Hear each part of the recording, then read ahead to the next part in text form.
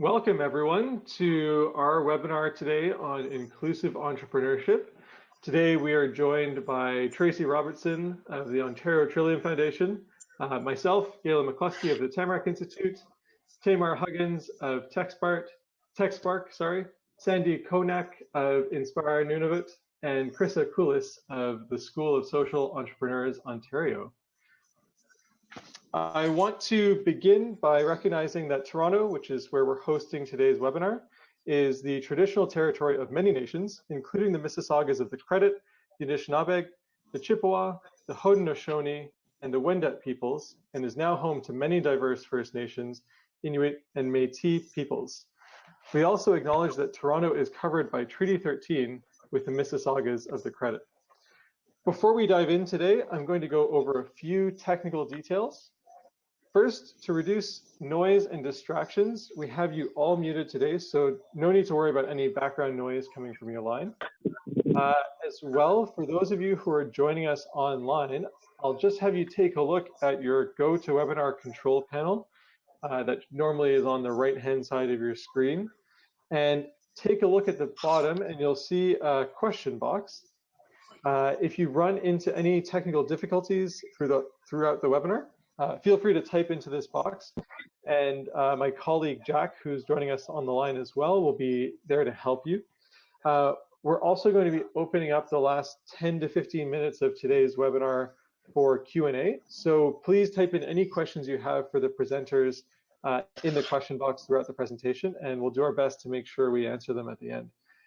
No need to be shy, we really love to hear from you. If you're calling into this webinar on the phone, you unfortunately do not have these features. However, if you do have questions, you're still welcome to email them to Jack, and you can reach Jack by email at jack, J-A-C-K, at tamarackcommunity.ca, TAMARACCOMMUNITY.ca. Okay, so with that, it's my pleasure to introduce Tracy Robertson, who can share a bit of background on inclusive entrepreneurship and Ontario Trillium Foundation and some of the work that they're doing today. Thanks, Galen. Hi, everyone. As Galen mentioned, I'm Tracy Robertson. I'm with the Ontario Trillium Foundation.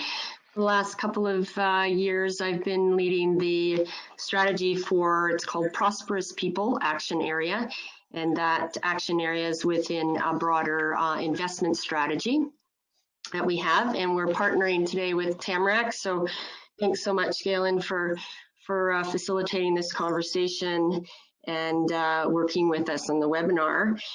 We have a real interest, of course, in entrepreneurship. We know that we all know that entrepreneurship is a driver for the economy. It is also one of our areas within that Prosperous People Action Area that we support.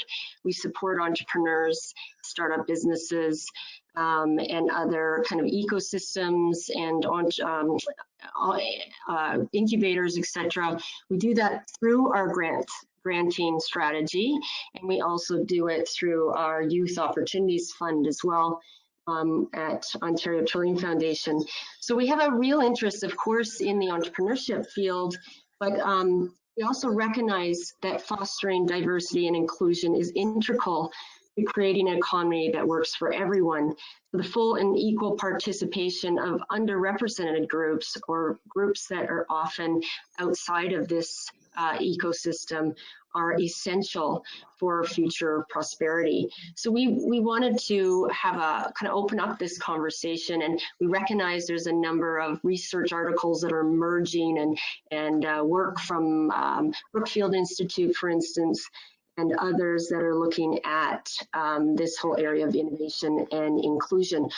We were interested then to have a conversation about this whole landscape, and we've really wanted to understand a little bit more about how entrepreneurs that are from kind of underrepresented communities or communities that are Indigenous or people who are racialized and other groups, how they experience maybe cultural biases that underpin many of the challenges that we face and that they face and shape their experiences as entrepreneurs. What do you recommend? So we've invited three really interesting female entrepreneurs and people who have been experienced in this landscape, and we really are looking at how can we foster and create the conditions to embrace a diverse ecosystem and support people across the landscape. So I will we'll pass that on to Galen at this point, and so he can introduce our panelists who are, thank you for being here today, all of our panelists and the people coming on to the webinar, and Galen can facilitate an interesting conversation. Thanks. Perfect. Thanks, Tracy. And yes, as you mentioned, I'm really excited about the panel that we have today. So we, as you mentioned, have three very different entrepreneurs who have all sorts of different experiences, and I'm fantastically excited to kind of dive in and hear each of your stories. I just wanted to give a brief introduction to the three people we have as today's speakers. So first, Tamar Huggins is an award-winning social entrepreneur, author, and tech education trailblazer, whose work is featured exclusively on Blavity, BET, Black Enterprise, CBC, CP24, and the Huffington Post, to name a few. After helping Black and female tech founders raise over $1.1 million to launch their tech startups in Canada, Tamar realized the importance for young girls and children of color to see positive reflections of themselves within the tech industry. In 2015, Tamar launched Tech Spark, Canada's first technology and design school committed to empowering girls and children of color through innovative tech education.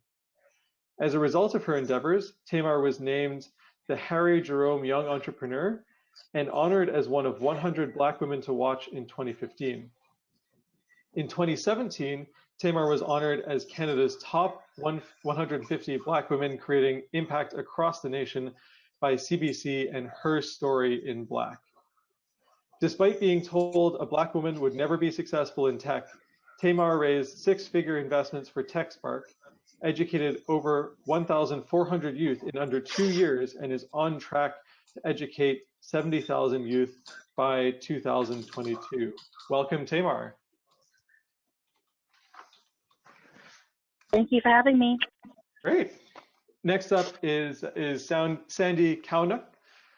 Sandy is the Managing Director of Inspire Nunavut, an organization that operates a social entrepreneurship training program and accelerator for youth across the territory.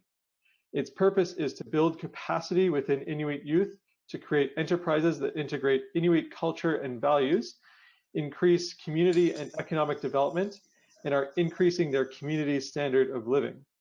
Sandy is also a founding member and current president of the Nunavut Deaf Society and is a founding member of Ablukta, a community social enterprise in Baker Lake that operates a thrift store and food bank.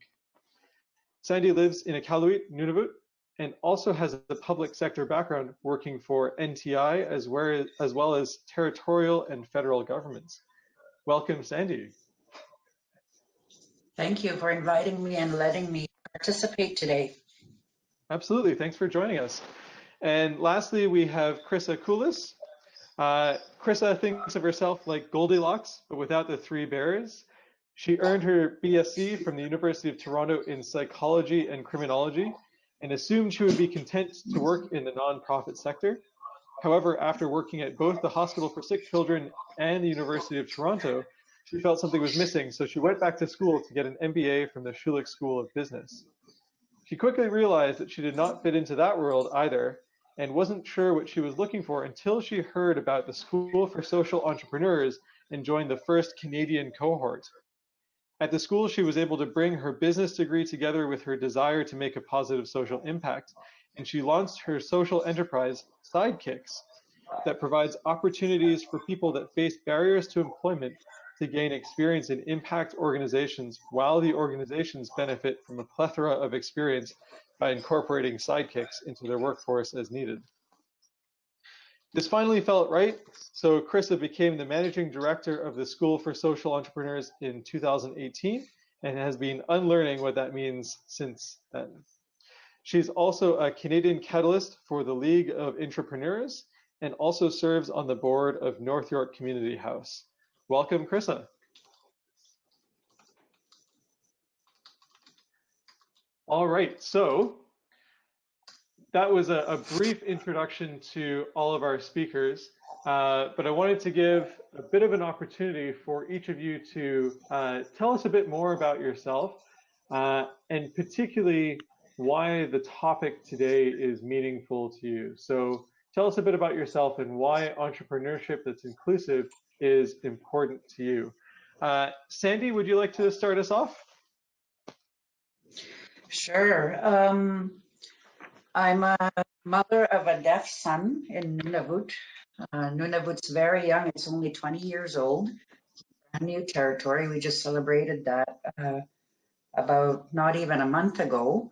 So in the last, definitely the last 20 to 30 years in preparation for creating a new territory, Inuit have been very interested in building local capacity, and definitely as a parent of a deaf child, that was a huge concern for myself. So as you mentioned in my bio, one of the social enterprises I'm involved in is the Nunavut Deaf Society, which is basically an opportunity to problem solve local capacity issues around deaf Inuit experiencing education, accessing healthcare or other services that any government should provide.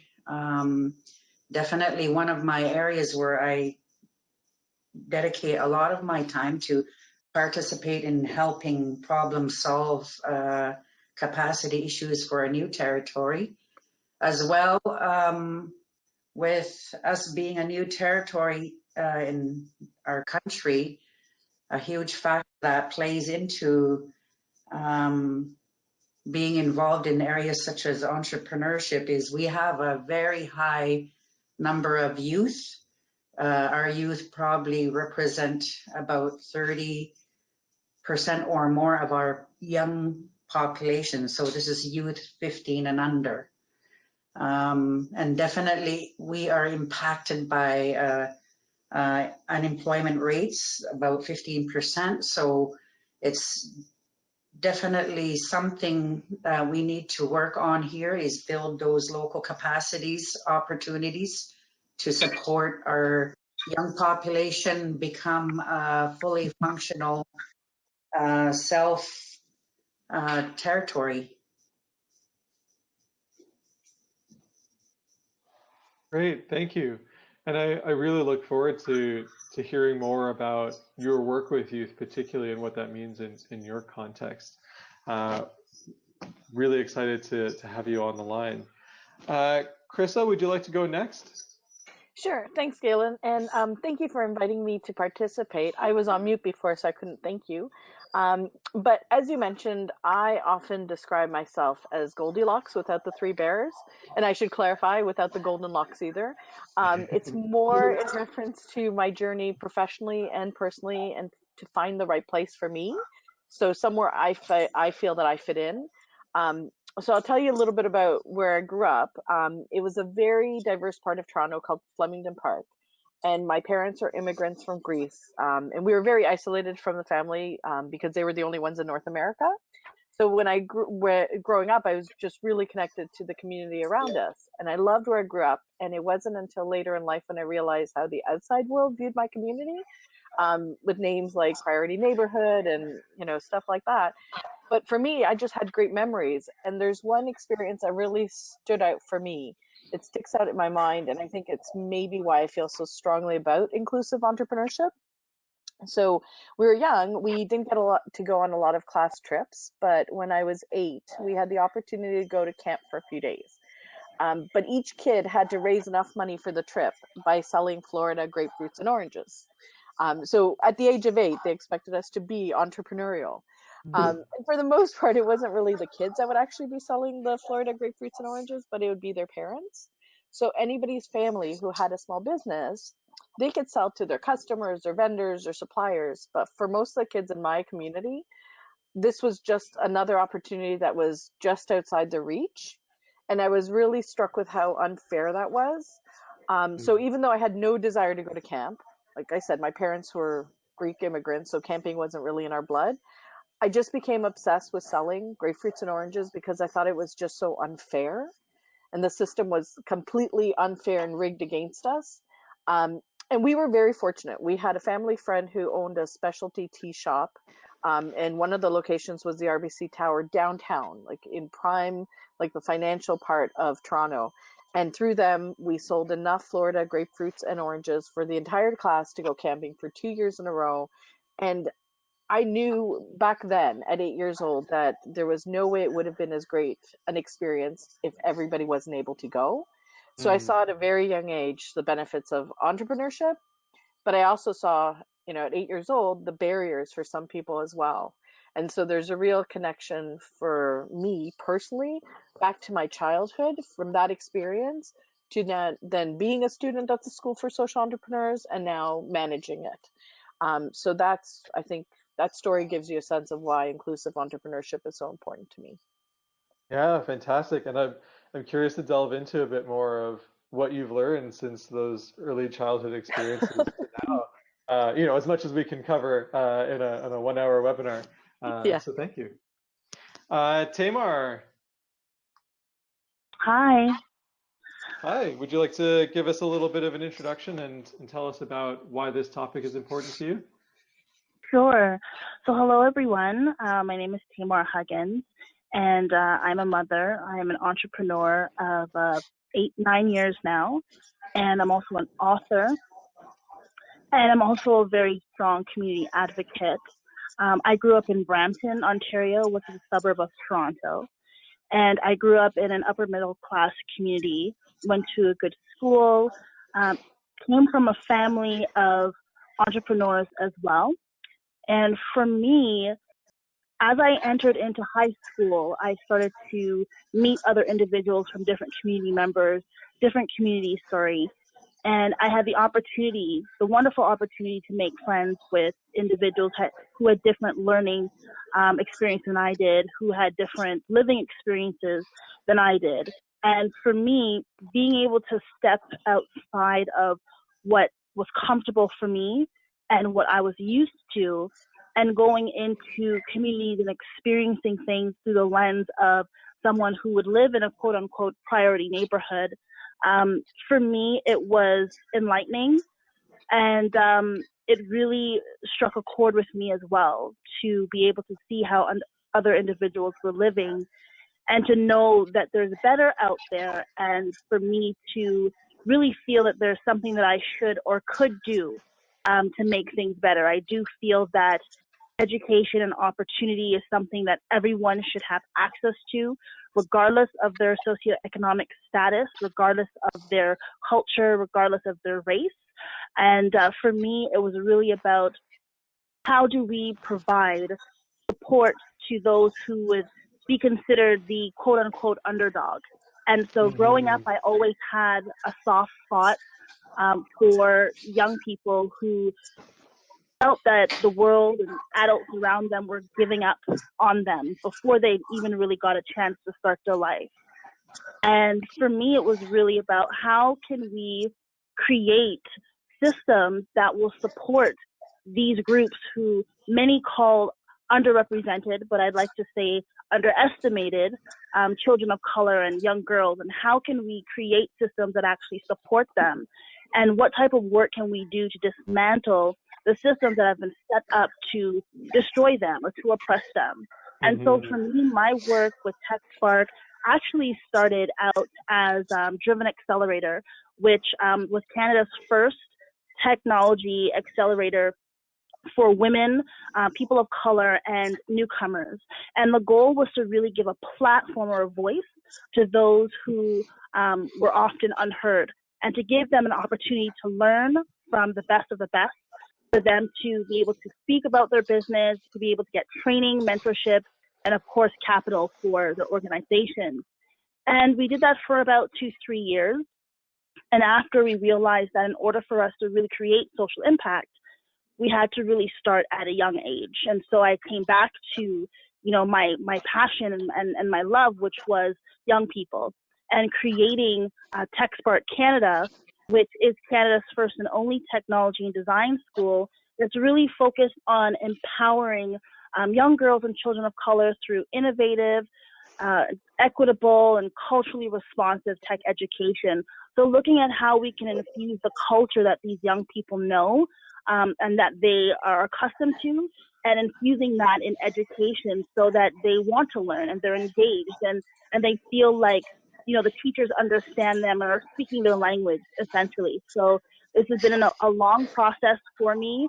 My journey started out with OTF. OTF is our biggest supporter and funder. And without their support, we wouldn't be where we are today. So I give thanks for that. It's been an amazing journey for me. I've learned more about myself as an individual and as a professional. And I'm very proud of the work that we're doing in the communities right now. Great, thank you, and thank you for joining us. Yeah, I'm just so excited by some of the themes that are already starting to come up in the conversations we've been having, and I think particularly, highlighting what you said, Tamar, around supporting the underestimated. I feel like was something that came up in lots of different ways in what people were sharing, and I think we've alluded to this in some of our thoughts around the first question. I'd like to dive right into the challenging questions. So this one that I'm really curious for all of you to weigh in on is, what are some of the main barriers for diverse groups, particularly the ones that you work with, in becoming entrepreneurs? I'd love if you could share a little bit more of what you're seeing as the barriers towards entrepreneurship for the groups that you work with. Tamar, would you like to kick us off with that, since you were just sharing a little bit about yourself? Absolutely. So I would say, from what we've seen when I started working with entrepreneurs back in 2012, the biggest challenge was access and visibility. Because tech entrepreneurship is dominated by white males, it's very challenging for anyone else who doesn't look like Mark Zuckerberg to get the attention, like serious attention, from venture capitalists, from angel investors, etc. And so one of the things that we aimed to do was create a community that was a safe space for entrepreneurs to come and ask questions, learn, grow, and really put themselves, like the best versions of themselves, out there, and connect them with the investors who, some of them really genuinely want to connect with tech startups that are led by Black founders, that are led by newcomers or women, but they just don't know where to access these people. And then the other side of it is that a lot of investors maybe aren't putting the effort into going into the communities where these underestimated founders reside, or where they are accustomed to being. And so bridging that connection, that gap, is something that we felt really helped the entrepreneurs. So I feel that having access and visibility is probably the biggest challenge, being taken seriously as well. Another challenge as well, from the investor standpoint, looking at it from as an entrepreneur, a lot of investors tend to generally invest in people that they like, which makes sense. And so with the con to that is that if someone who they can't relate to, whether it be their culture is different or their socioeconomic status is different, those things create barriers in our subconscious, and they almost don't really, either they don't give enough, the same amount of money to, a Black founder as they would to a white founder, or to a male founder as they would to a female founder. And so that creates barriers as well. So I feel that part of the issue from the investor standpoint is that we don't have enough investors that are either interested in underestimated communities, and founders, and putting together a pool of money that's geared towards those groups. Mm-hmm. Yeah. Great, thank you. Sandy, I'm curious to know, from your context up in Nunavut, what barriers are you seeing? Are they similar to what Tamar was saying, or there's some different ones that are unique to your context? There's similarities, but as well, definitely the issue of access to technology. Internet, high-speed internet can be a barrier. We try to be very innovative as we're delivering Inspire Nunavut to the youth by using different high-tech platforms. But of course, each student comes with their own barriers. I mean, some have unidentified disabilities. Language, Inuktitut is a huge language used in Nunavut. Over 65% Nunavummiut speak Inuktitut, as well as English. And definitely the different stereotypes out there about Inuit or Inuit youth in general, as well as the stigma around just being an Inuk can be a barrier. But we really approach these full force using innovation here at Inspire. But of course, it's an opportunity to do grassroots development for a new territory in a young population where we see lots of policy issues across the board, where local people, local Inuit could do some problem solving, whether they want to start a small business or use the form of social enterprise to tackle food insecurity, training issues, language development, using local resources to innovate and build things and revitalize historical losses such as cultural practices, whether it's through tool development or Inuktitut resource development.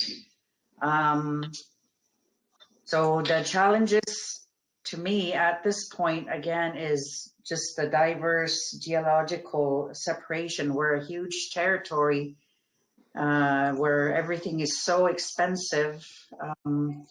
Everything is done by air travel, and Inuktitut is language.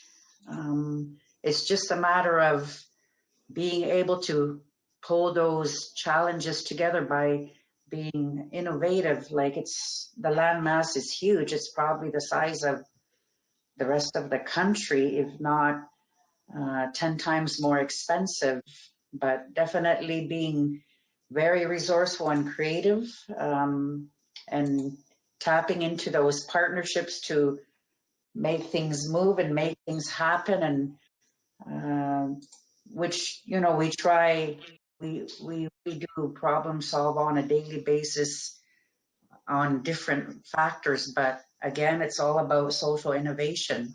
Mm-hmm.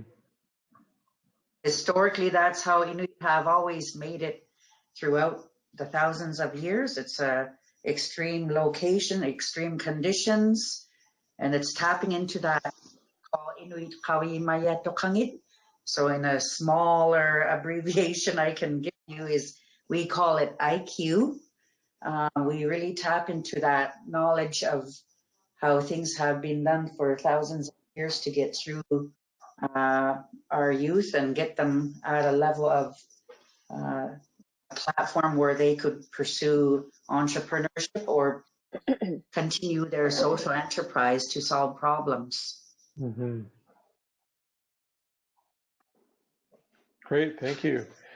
I so appreciate you also, being on the call to help provide that perspective of, I think sometimes when we have conversations about entrepreneurship, it's easy to think of, big city entrepreneurship, but also hearing some of the unique challenges and then opportunities as well that are present in your context. Just fantastic to add to the conversation. So thank you. Krista, anything you'd like to add on this question? Sure. I think basically I'm going to echo a lot of what Taylor and Sandy said. So for us, what we see is really as a main barrier to becoming an entrepreneur for diverse groups is access. So a lack of access to programs that are inclusive and accessible is one lack of access that we see. So there are a lot of programs out there, not enough around social entrepreneurship, but regardless, most programs are closed off. If you think of all the money that was given to universities and colleges for youth entrepreneurship, that's to a very specific community, and people from underrepresented and underestimated groups aren't there. Simply, they are underestimated. So it's very closed off to a lot of people. And even when those programs are open, sometimes we don't realize how much a barrier there is, because we're not taking the point of view of the person who would like to participate and seeing what barriers they're facing. So this is something we struggle with at the School for Social Entrepreneurs. We want to be as open and inclusive and accessible in all our programming. And we found that having an online application wasn't enough. So we have different ways that people can apply to our programs. And we have seen that when people go on to online to do the application, a lot of people only put in their name and their phone number, and then there's a drop off. And there are many reasons for this, and we know that. But we know that it's a barrier for some people, so we call them. And it is a much more intensive process to do that, but we know that we would be excluding people if we didn't do that extra step to ensure that we aren't creating a barrier in trying to create a program that is inclusive and accessible. So I think sometimes we don't realize how much our programming is closed off, and how do we make sure that we can see that? And I think that is taking the perspective of people from diverse communities, and having people be represented in the entire process, and not just as a focus group, but actually be involved from start to finish in everything that we're doing. We've already heard about lack of access and the cost of capital, so that's a major barrier. And there's tons of research about this. And we see this as a constant struggle for the entrepreneurs we work with. Most of them bootstrap their own ventures, and it's a real challenge. We recently we partnered with the Duca Impact Lab, which is new, and they're looking at underbanked entrepreneurs and the support that they can offer them. And what we found is a lot of entrepreneurs and social entrepreneurs can't get financing until they're financially secure. So it's kind of a chicken and an egg situation. And for a lot of the people we work with, they can't really rely on their own personal credit and their personal financial history to be able to bridge that gap for their professional banking needs. So this is a this is a serious concern for, I think, almost every entrepreneur we've ever come across. And the third area I would say is lack of access to diverse networks and supports. It's really hard to navigate a system you don't understand. And for a lot of the people we work with, the entrepreneurial world is a system that is new to them. It's closed off to them in many respects. So I think it's important for all entrepreneurs. I think it's critical for social entrepreneurs to be involved in different networks, to have different support systems. And again, I think that there are times when these supports and these networks are closed, and maybe they're closed informally and not formally, and we don't even realize how people are perceiving them. We had a student he just blew my mind with a story. He talked about how he used to live in a box.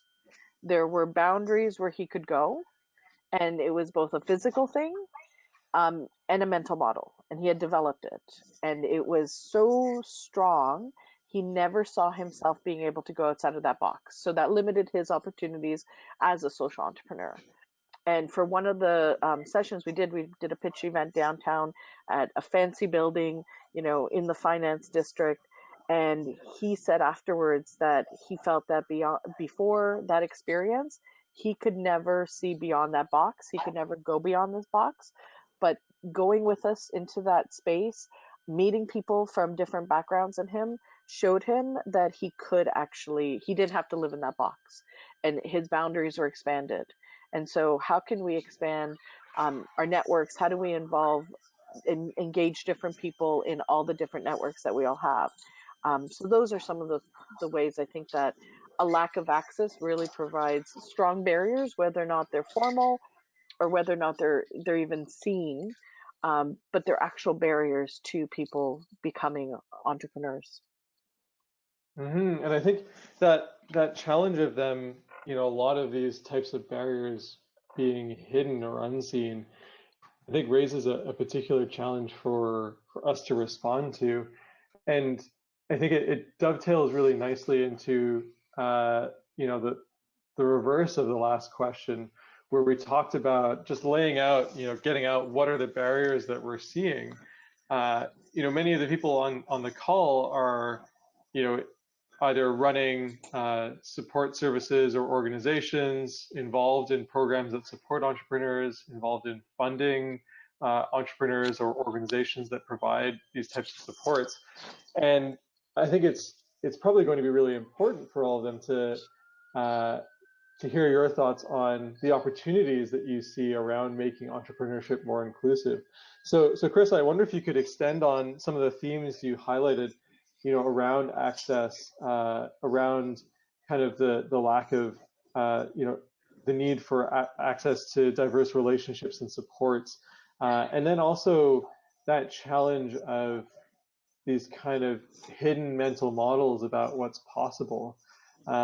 Looking at kind of all of those factors, what do you see are the big opportunities for all of us who are involved to make entrepreneurship more inclusive? Sure, yeah. I think literally, as you said, every barrier also provides an opportunity. So, lack of access to programming that is inclusive and accessible. Well, I think that we can do things to make it make all the programming that we have inclusive and accessible. I mean, there's a lot of jargon. As I said, online applications pose problems. So I think we have to look at every piece of, program or, or approach to entrepreneurship and see it through the eyes of people with lived experience. And I think the only way you can do that is by increasing their voices, increasing the diversity of voices, having more people be involved that have lived experience, that are from groups that are underrepresented. But not I think traditionally we've done that a bit in a focus group kind of way. And I think that it has to be more truly co-creation. Having just more people involved will, I think, create greater opportunities and make entrepreneurship more inclusive. But that's a real shift in our thinking.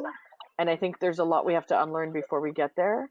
And I think at the heart of it, the problem is we're playing a game that is stacked against us. It's, we have to level the playing field a bit, because it's a game that for many of us, we don't even know what the rules are and we don't have all the pieces. And so a lot of what we do at the School for Social Entrepreneurs is help people unlearn so that they can see opportunities where other people see restrictions, barriers, constraints.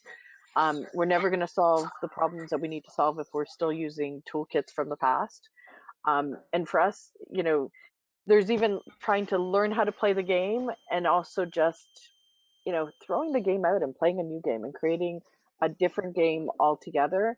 And one of the ways that we're looking at doing that and just expanding entrepreneurship beyond the few people that are trying to become entrepreneurs or are entrepreneurs is to look at people within organizations already and how they can be entrepreneurial in their mindset.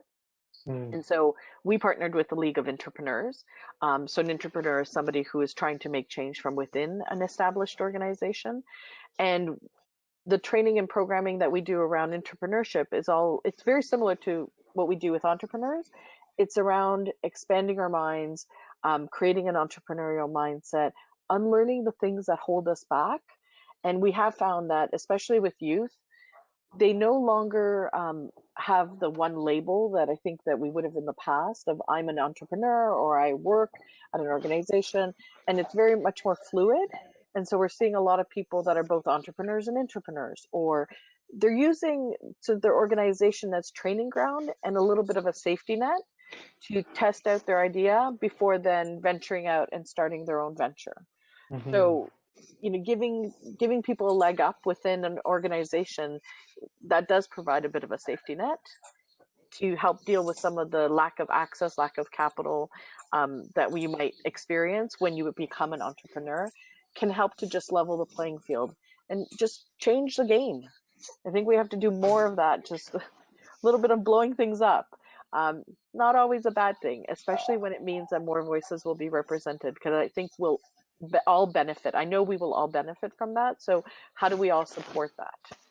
And you mentioned the idea of unlearning a few times. I'm wondering if you could share a bit of what does that look like within the School for Social Entrepreneurs, and what sorts of things are you typically helping people unlearn in the process you go through? Sure, and thank you for catching me on jargon. I'm usually pretty good about explaining what I'm saying. So for us, unlearning is not the typical definition of like throwing something away, it's no longer useful, but to really identify how there are things, especially mental models that we have. So the way our brain thinks is to create mental models to make our lives a little bit easier day to day, but the way we think also can pose challenges and create barriers to how we see the world. And so it limits us. Our own brain actually can limit us. So for us, unlearning is trying to help people expand their way of thinking, expand how they see things. And most notably, what we see is people not having to unlearn a lot about their own identity. So most people that come into a program would never identify themselves as a social entrepreneur, despite coming to the school for social entrepreneurs and trying to launch a social venture. They don't identify that way. And so there's a lot of unlearning about some of the things about their identity, some of the deeply held beliefs they have, and confidence, and building their confidence through this unlearning. So that's where we typically focus on. But unlearning is done both at the personal level, interpersonal, and a greater community or societal level. Great, thank you. Tamar, any things to add on this question? Any opportunities that Carissa mentioned that resonate, or any other ones that seem really alive for you in your community? Sorry, could you repeat the question again for me, please? Yeah, of course. So the question is, what opportunities do you see to make entrepreneurship more inclusive? I think in that respect, in terms of opportunities that exist, it's definitely creating more inclusive community spaces. What I find is that whenever we create spaces that speak to the individuals that we're trying to target, we're obviously going to have much more success, higher rates of success. And I think it's important that whatever we're designing, whether it be a product, a service, program, a course, or school, the user or the student needs to be at the center of it. You know, a lot of what organizations do, even though it's well intended, they create things in their own little box or bubble and then parachute it into a community expecting it to work. And then oftentimes it doesn't, because the voice of the person or persons that they're trying to serve was never a part of that design process. So looking into, design thinking, the first step is creating empathy and being able to understand what those problems are, especially if you don't relate to those problems. And then looking at, what currently exists in the space, what's working well, what's not, and using that insight to create something that really works for the community or the problem that you're trying to solve. And I think it's also important to note that whatever it is that we're building, it's something that is always going to iterate. There's always going to be a newer version, a 2.0, a 3.0. There's always going to be updates because as we go along, as we serve the groups that, you know, we're all serving, we learn more. Their problems may change. They may become more complex. We may, you know, scratch the surface of an entirely new problem. And so we have to be willing as organizations to be able to grow and to be agile in a way where, you know, we can kind of ebb and flow if need be. So I would say definitely the opportunities are there for us, but it really has to start with who we're trying to serve and ensuring that we always have them as part of the conversation. Mm-hmm. Great, thank you.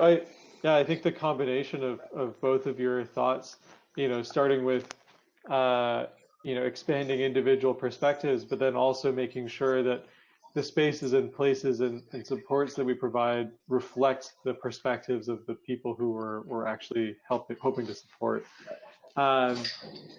Sandy, do you have anything to add on opportunities that you see in your community, particularly thinking about you know, some of the barriers that you highlighted as you were, that are more unique to the Nunavut context? Definitely we're a land isolated by geography, and definitely increase awareness of our barriers nationally would really assist in conversation across the country talking about our entrepreneurship ecosystem and the things we face, such as shipping. We have a short shipping season from July to October for all our goods. We all have only air travel between communities and out of Nunavut.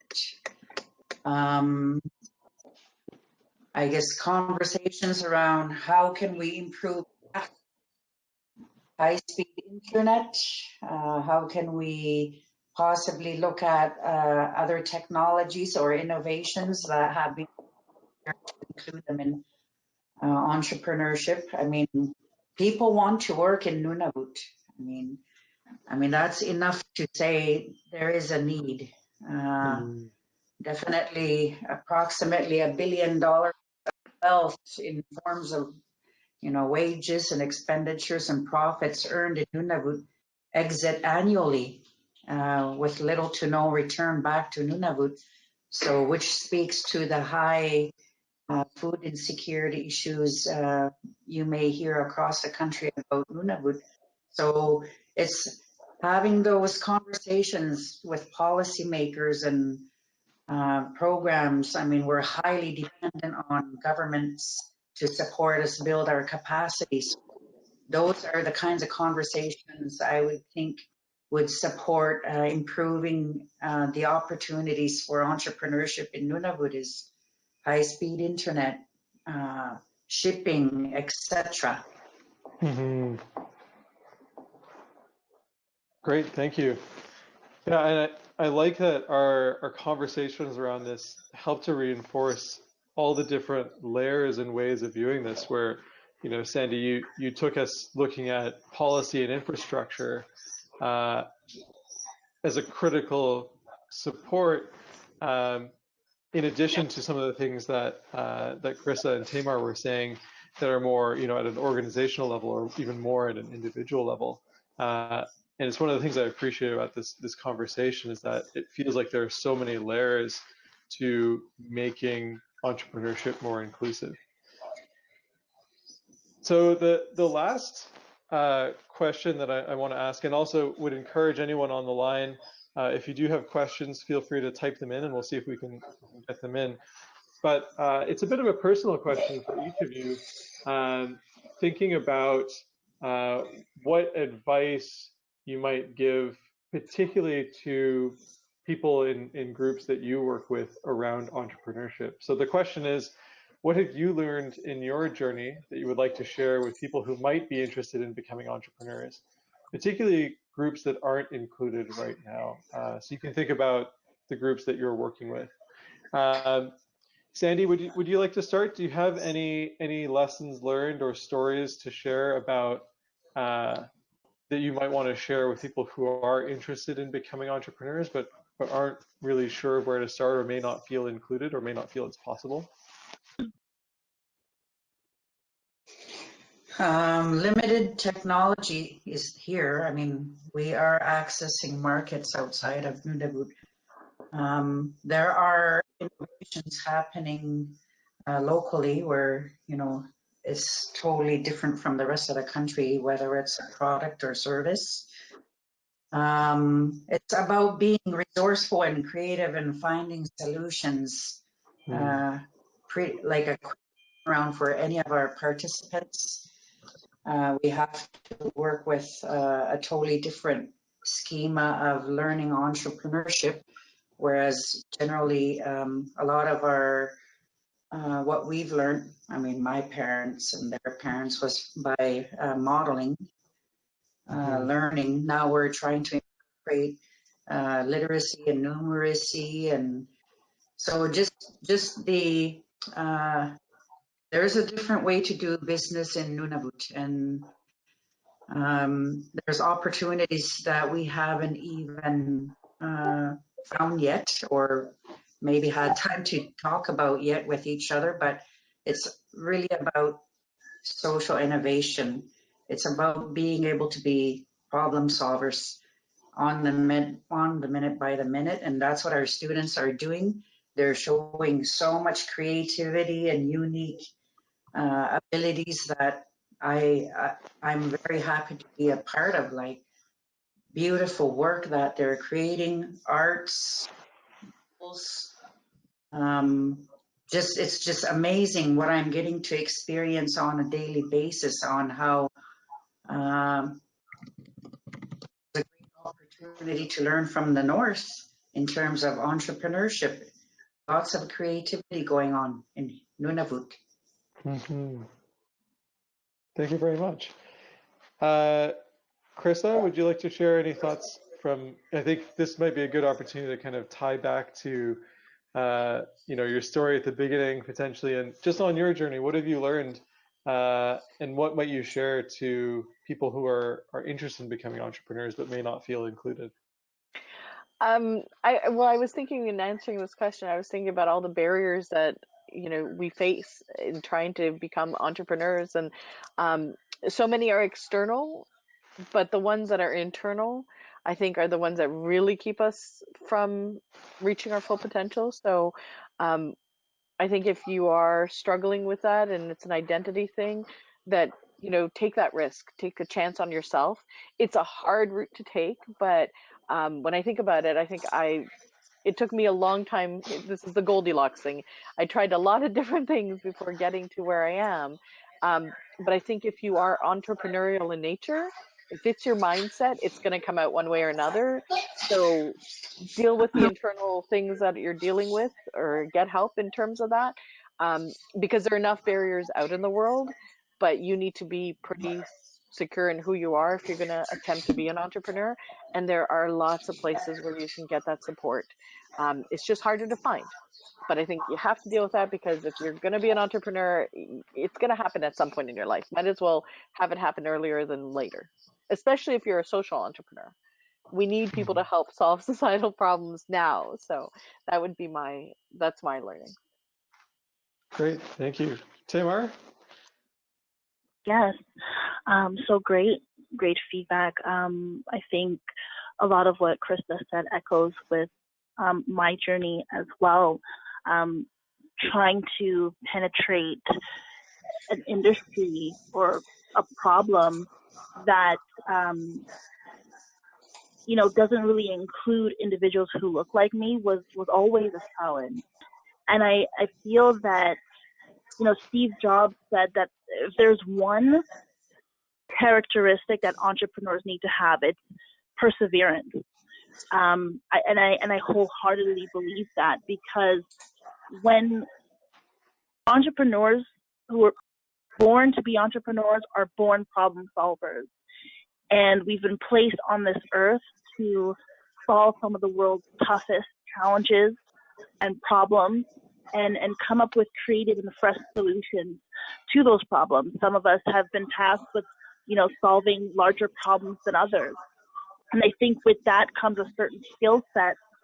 With entrepreneurship, it's a process, it's a journey. It's not a straight, you know, line. It's curves, it's bumps, it's diversions and iterations and pivots. And I think that those are the times when people say, well, this is not for me, or they give up. But having that perseverance to be able to push through those challenging times, does really start from within. It does really start with, who you are as a person, how secure you are within yourself. But externally, it also looks like, who are you surrounding yourself with?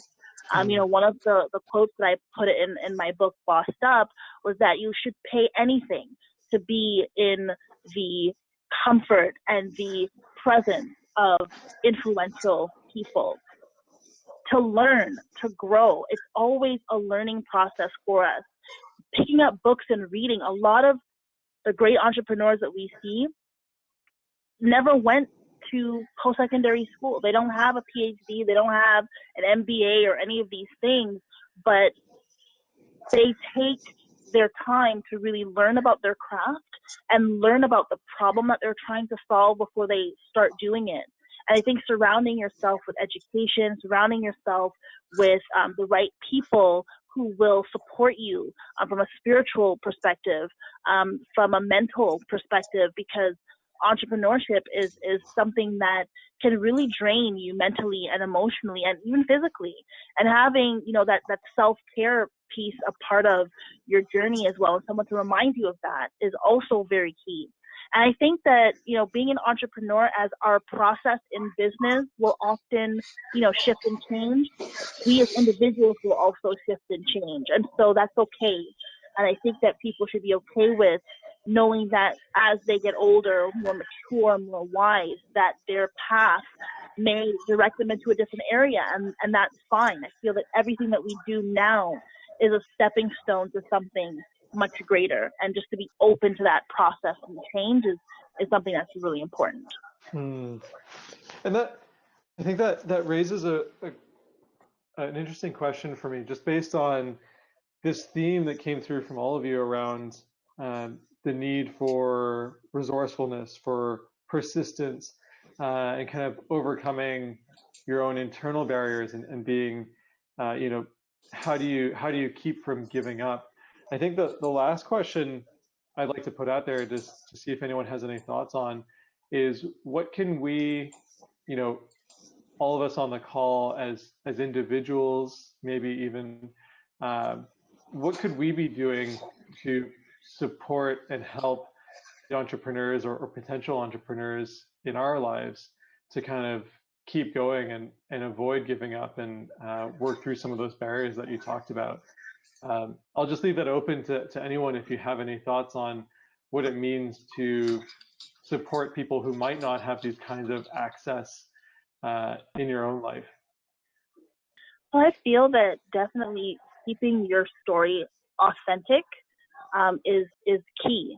I think that people who want to become entrepreneurs want to be entrepreneurs because of the lifestyle, because of what they see on Instagram or, other social media platforms.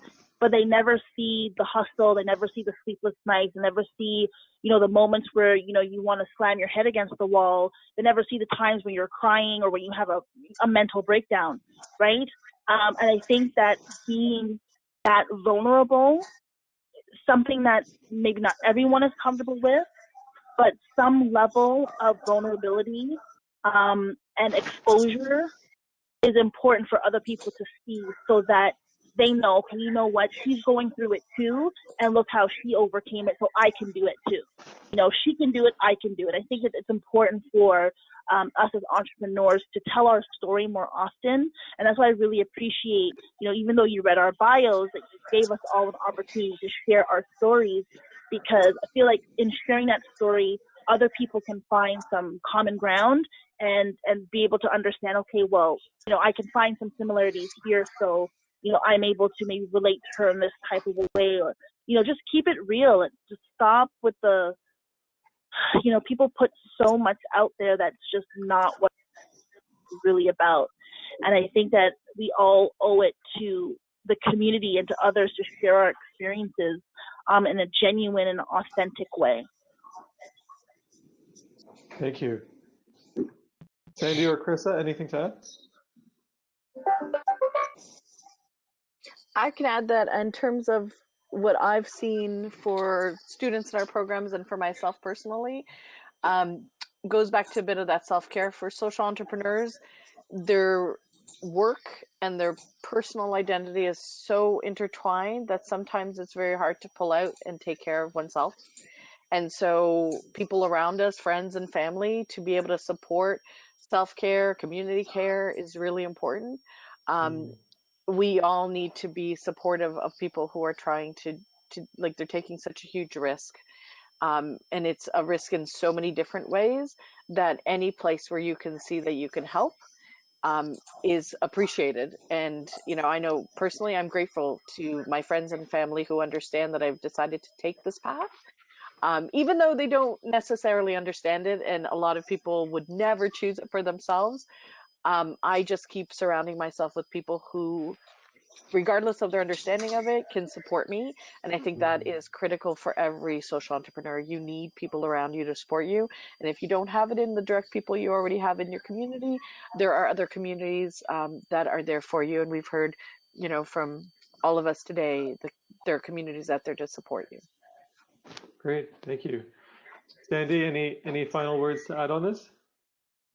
I'd say the same thing, self-care and having a proper support system in place and a network definitely is key. And as well, being able to see yourself in someone else, whether it's in the north or across the country, familiarity and similarity help reduce barriers.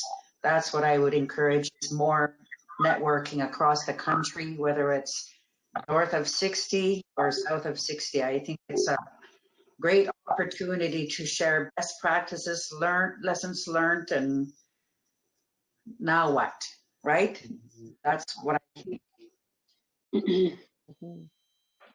Great. I think that's a perfect place to kind of tie up our conversation, because I think that, you know, we went on a journey today about starting with some of the barriers that we were seeing, and then talking about opportunities and what we can actually do.